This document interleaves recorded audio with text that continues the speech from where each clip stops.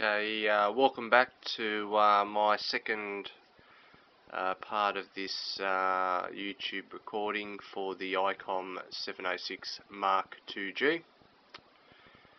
I'm going to apologise up front. I am using a mobile phone, Samsung, I don't know the model here.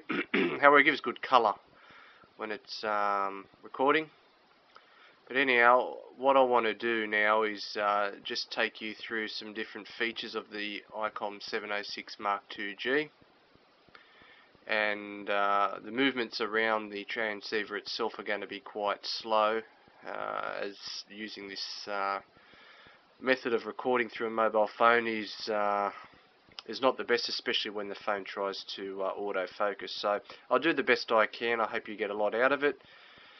Anyhow, I'm currently I currently bought this transceiver 2 years ago, and it covers from 160 meters in transmission all the way through to 80 meters, 40 meters, 30 meters, 20 meters, 17 meters, 15, 12, 11, 10, 6, 2, and 70 centimeters.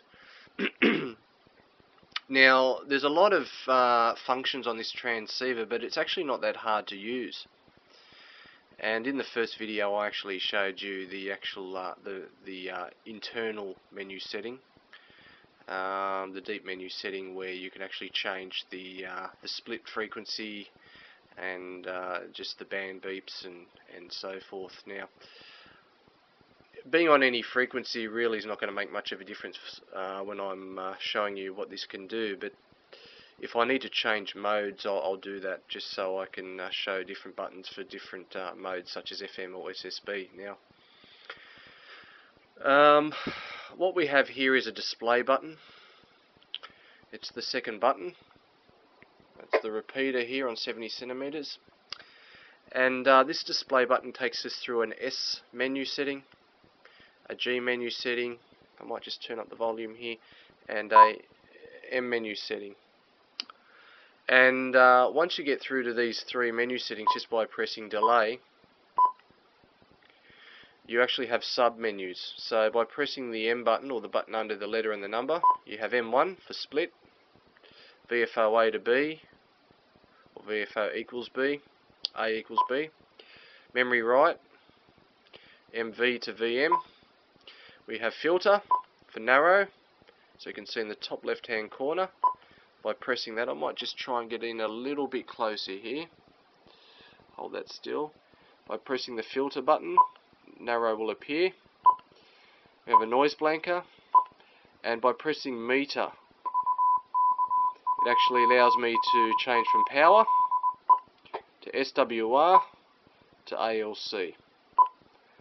In S4 we have auto noise filter, noise reduction, which also turns on the DSP, and noise reduction level, which you can actually turn right off, which I'll use on HF soon.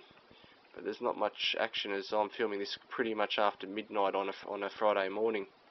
And that goes up to level 15. I usually like to sit around level 3. We also have a G menu. We can put in our call channels or alphanumeric display for whatever frequency we like. We have a band scope, which you can sweep. There's nothing happening on 70 cm at the moment. We have an SWR graph and a transmission frequency. It works quite well when using the repeaters. So the offset here is 5 meg. So if I wanted to listen to someone on the repeater and I wanted to hear their reverse input signal, I would press this button, and there's nothing there. We also can change modes. I'll try and get in a little bit closer again. I've got a tone at the moment with FM. You can press this button. It's a USB. Hold it down for a second. LSB. Hold it down again. USB. CW.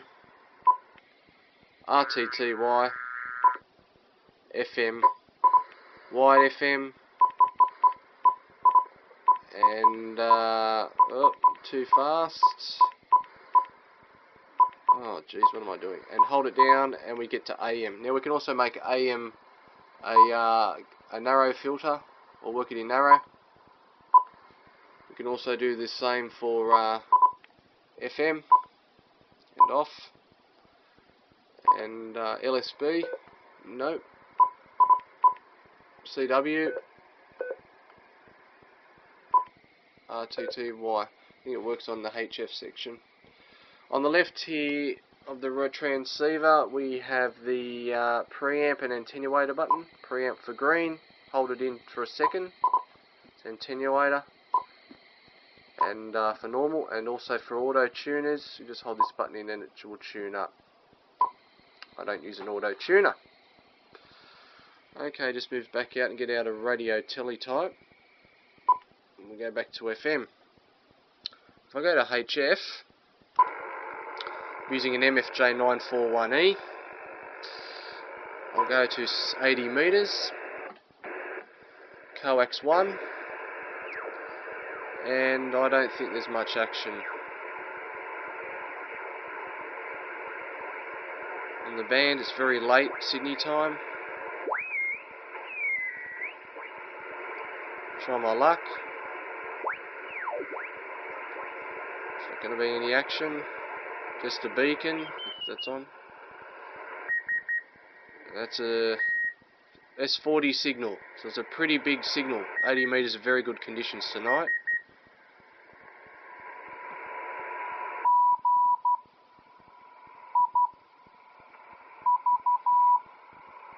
Go to 40 meters. A lot of commercial radio stations above 710, and we get that radar noise.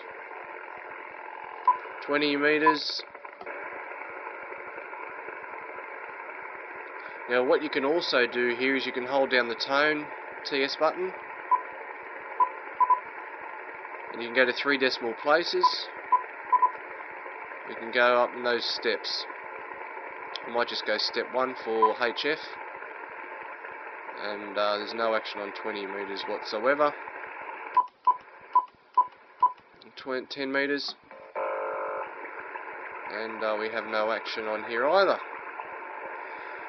So it's very hard to show you how the noise reduction works. We'll give it a go anyhow. So what we do to get to that is I go to S setting, hit display, and noise reduction, and DSP disappears. I put DSP back on, noise reduction level, I can turn it up.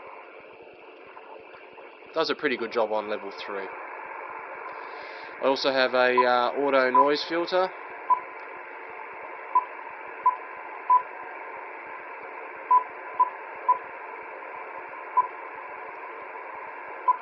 Which makes a bit of a difference, don't usually use that. Has compression, sideband use, on or off, auto gain control, use Vox.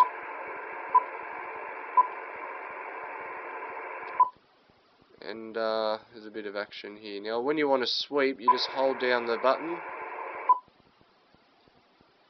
to find where the big signals are. What else have we got? The modes I've been through, you can lock the VFO so it doesn't turn. You've got the band selection on the side here. Up or down to change bands for quick changes. Take off the lock. We can use the IF shift here. And subdial, we can just change the channels. And that's pretty much it. Pretty much all around it's a good unit. And I enjoy using it a lot. I tend to have the backlight on pretty bright. I like the appearance, and I've got also the manual tuner light on as well for the MFJ down there. Just quickly, got an Icom 735 sitting here and an SM20 desk mic. Hope you've enjoyed it. That's part 2 of Icom 706 Mark II G. Thanks for watching, and 73s.